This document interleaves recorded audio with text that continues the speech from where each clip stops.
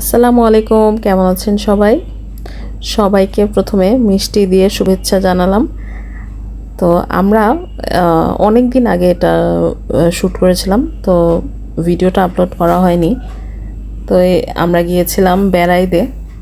বেড়াইটা হচ্ছে একটু গ্রাম সাইডে।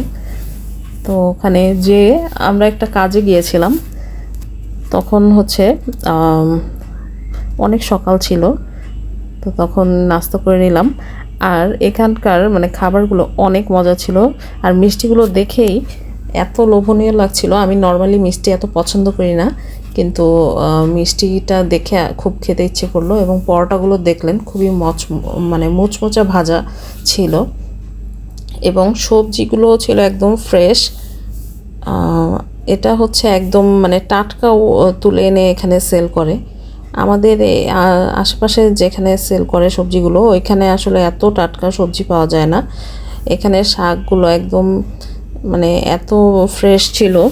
তো ওইখান থেকে আমরা কিছু বাজার করে নিয়েছিলাম। এই যে দেখতেই পাচ্ছেন, মাছগুলো খুব সুন্দর ছিল।